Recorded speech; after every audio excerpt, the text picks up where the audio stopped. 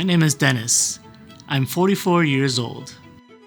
I'm a first-generation Chinese American living in the San Francisco Bay Area. I grew up in the suburb of San Francisco. My parents are immigrants from Taiwan. I think it was like around my early pre-teens when I started realizing that I didn't necessarily look American, but I didn't necessarily feel Chinese. And I think this was a bit of a searching for my identity in this phase of my life. At home, my parents would speak Mandarin, and it was like this living this two lives in one. You could say that I've been living cultural exchange my entire life. I definitely wanted to learn more about my Chinese ancestral history and roots. So I actually did a study abroad program in China where I studied Chinese, and I loved it so much that actually I went back to China.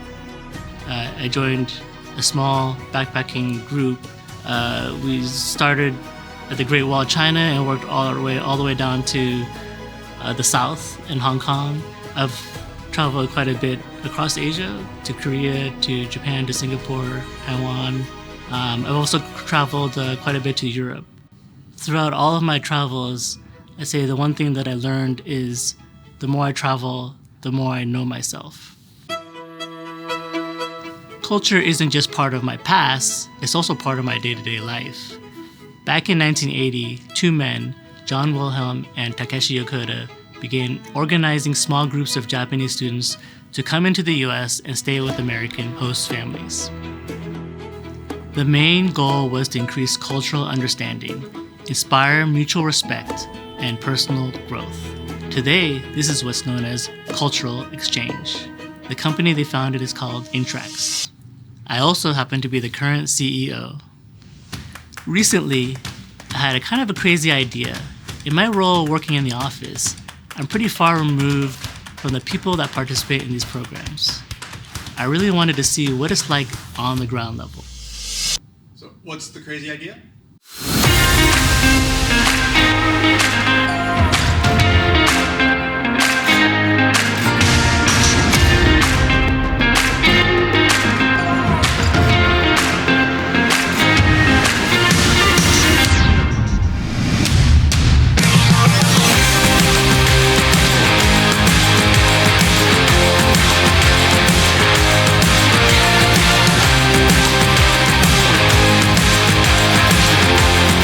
Join me as I hit the road to talk to people all over the country who participate in our cultural exchange programs and learn more about their experience.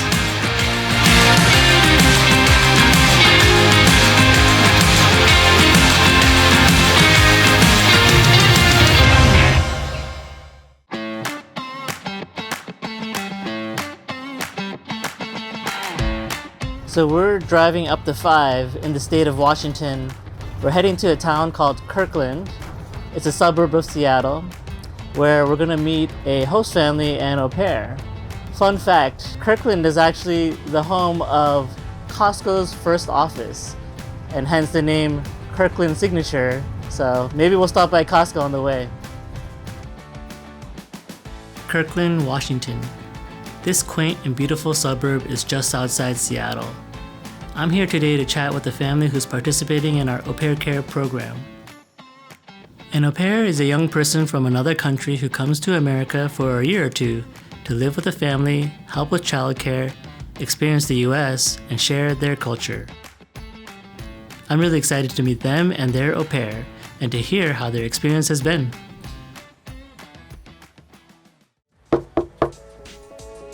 Hi. Hi, how are you? I'm Dennis. How are you, Dennis? Come on in. My name is Reed.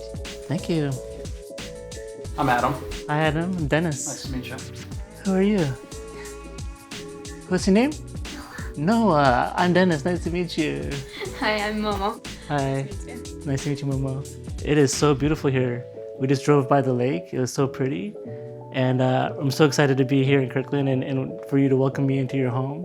So how about we sit down and have a little chat? Sounds great. Yes. Right. Happy to have you. Tell me a little bit about your family, how many kids you have, what kind of activities you like to do. Yeah, so we have 3 children. We have Aiden, who is 8 now, and Noah, who is 3.5, and our new addition, Amir, who's 3 months old. And so we're a family of boys, and we basically love to do anything outdoor. Just have them moving around and exploring new things and just learning different things about the area. So we like to visit parks a lot, go on hiking trails. I can't think of a more perfect place to be connected with the outdoors here. You're right next to the lake. There's beautiful trees everywhere. So green here. Yes, it's beautiful here. How did you first learn about au pair care? I was working for a tech giant out here in Washington, and that's where I first learned about the service being offered and some of the programs that came along with it. So I was able to meet with a couple of my coworkers who also used the program as well, and everyone had very good things to say about au pair care. So we discussed it and thought it would be a good fit, especially with what was going on with COVID at the time. Is this your first time hosting an au pair, or how many au pairs have you hosted over the years? Had a couple au pairs. Yes, we've had 3 prior to our most current au pair, and we love our au pairs.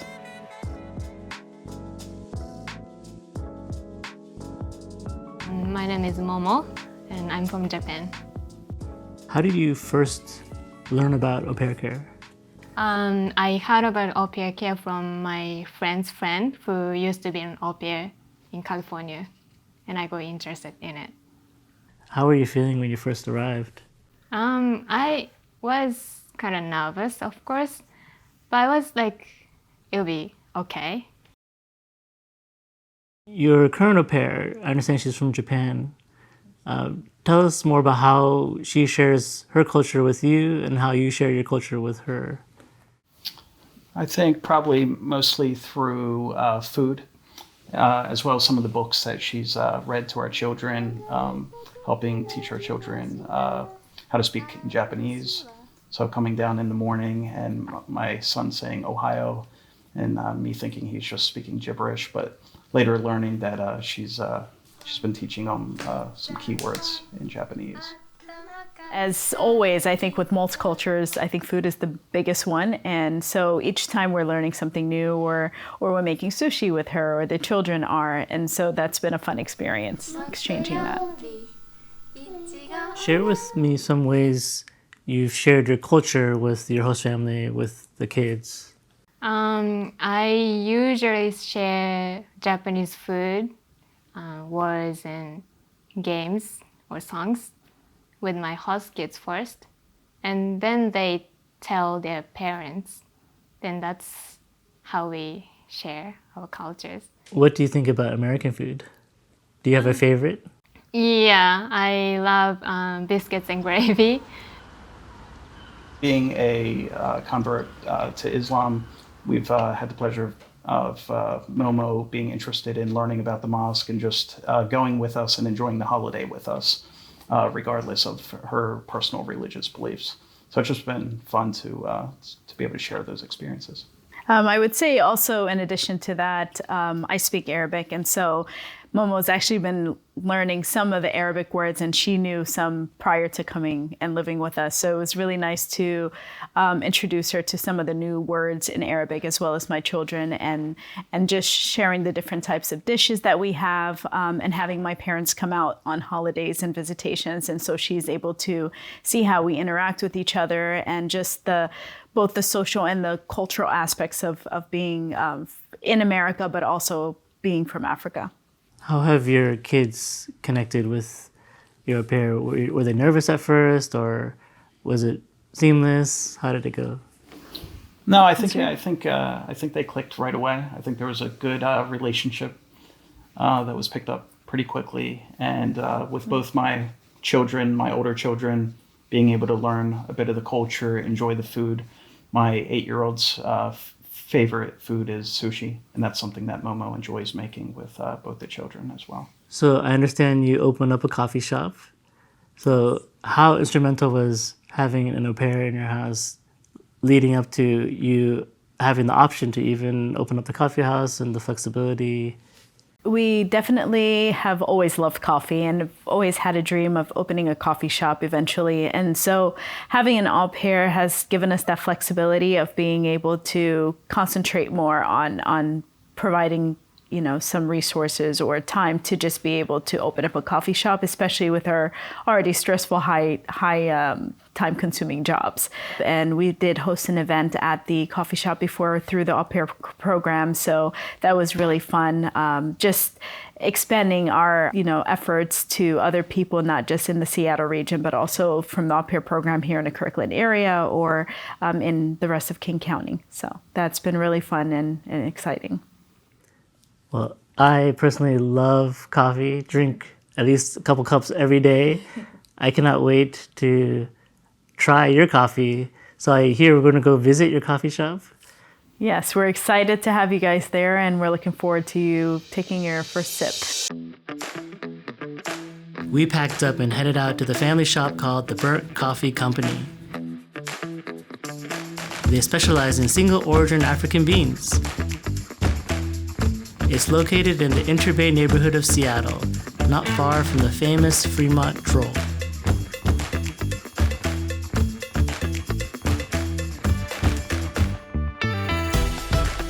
Hi, Arish. Hi, Dennis. Welcome. Welcome to the Burnt Coffee Company. First of all, let's see your family. Yeah, we have a new addition here to the mix, and that's Aiden. Hey, buddy. Nice to meet you. And this is our coffee shop here in Seattle, Washington, and it is called the Burnt Coffee Company. This is out of inspiration of a lot of the culture from where I came from in Sudan. The name actually came from the type of milk burning process that we make there to make our coffee or tea, specifically more with tea, and it's called Leben Maganen. And so we've kind of taken that inspiration in making the name of the Burnt Coffee Company, and we've incorporated a lot of the spices that we use in Sudan, like cinnamon and nutmeg and ginger and clove, into a lot of our drinks here. So we have a lot of really cool signature drinks and single origin coffee, whole bean and ground coffee beans that we'd like to share with you.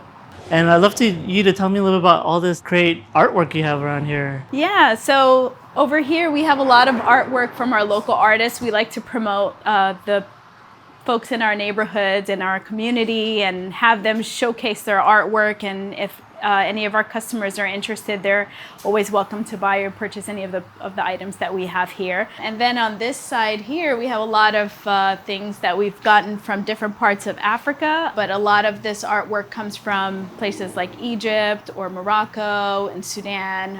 And so we like to showcase a lot of the African cultures around our shop. So that we can represent it. We also like to play our music here so that people can experience it as they're drinking their coffee. Do you have a favorite mask? I actually don't specifically have a favorite, but I do like this one a lot just because it has different colors on it and it's large. So it's kind of the centerpiece for that reason. And I'd love to hear more about your coffee beans. Highly recommend the Ugandan coffee, and that is what we use in the shop currently. But we'd be happy to make you a drink if you're interested in having one. Finally, the moment I've been waiting for all day. A freshly made cup of single origin African coffee. The smell of the beans, vanilla, cardamom. The anticipation was intense. The sounds of the espresso machine. And the frothing of the milk, the artisan craftsmanship. This was it. Oh yeah, that's the stuff. Hey, look who it is! Hey, so good to see you, Dennis. Hey, Shirley. I'm so glad to be in your hometown of Seattle and want to hear more about your stories of what it's like to work here, work with host families and au pairs. So why don't we grab a seat and chat some more? I'd love it. How long have you been an area director for?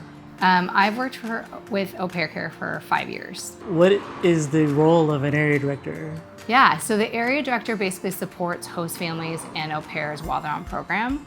And so the first thing I do is I go into a host family's home. I ask them about their childcare needs. I talk to them about the cultural exchange aspect of the program and want to make sure that that is something that they want in addition to just having childcare help.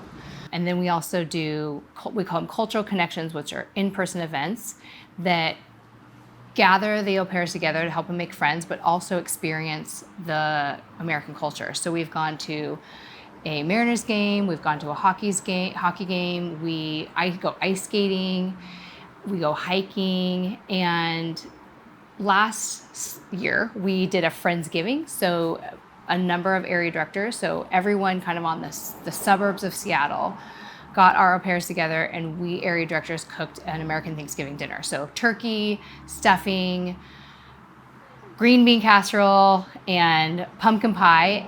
And then the au pairs brought a food item from their home country. So they brought desserts, they brought fried rice, they brought, amazingly handmade foods from their home country. That sounds so much fun. Almost like a cultural fair. Yeah. A potluck, right? Yeah. Can I get an invite for the next one? Totally. So what is the most popular event that the pairs love? It's interesting because I think that they love, obviously, anything that is like fun for the area, like sporting events or going to the top of the Columbia Tower and seeing a beautiful view. But I think really what they take away from it and what they really go for is the friendships and meeting new people and finding friends that they can hang out with outside of their workday. So how long have you been working with the McDaids family? Yeah, the McDaids have been with Au Pair Care since 2021. And during that time, they've hosted 4 au pairs. And Momo is their most recent au pair who has extended with them. It's been really, really wonderful for them. It was just her birthday, and she told me they asked me what I wanted for my birthday or what I wanted to do for dinner, and I just told them I wanted an American meal. And so they took her to a steakhouse, and she said, they brought me to a steakhouse, and it was so delicious, and it was one of the most memorable birthdays I've had. So I love that they asked her what she wanted, that she wanted kind of the American cultural experience, and that is exactly, that's what they delivered. But also, during Ramadan, the McDaids are Muslim, and Adam sent me a photo and said, we are celebrating Eid. Momo said she wanted to come with us to the mosque, and so she went with them, and then she celebrated Eid with them that night. And I felt like that was exactly what this program is about. Momo's not Muslim. She's here experiencing the different religions in America, and she, instead of saying, oh, maybe that's not my religion, she embraced it to say, I want to see what my family, my host family, what they believe and the culture that they lead. I want to see that. And I felt like that was really powerful when he told me that. She also told me that during a Japanese holiday called Setsuban, that they made hand sushi rolls, and she did an activity with the kids.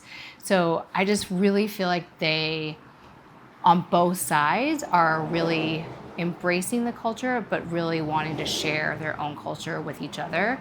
And they're so open to really learning about each other that it's really beautiful. In addition to just like the American things, but really personalized to who they are as a family and who she is as a person, au pair. Well, we're only in Seattle for one day. Why don't you show us around your town? Yes, I would love to take you. Let's go downtown to Pike Place Market and the Gum Wall, and we'll live it up down there. Today, we ventured out of the boardrooms and into the heart of cultural exchange. We met the McDaid family, whose warmth and generosity embody the spirit of our programs. Through their eyes, we saw how hosting an au pair isn't just about childcare. It's about building bridges across continents and creating lifelong connections. We heard from Momo, the au pair from Japan, whose journey has been one of growth and discovery. And then there's Shirley, our tireless area director, who works behind the scenes to ensure that every family and au pair has the support they need. Her dedication is a testament to the bonds we forge within our community. As we wind down our day in Seattle, I'm reminded of the countless stories waiting to be told and the connections waiting to be made.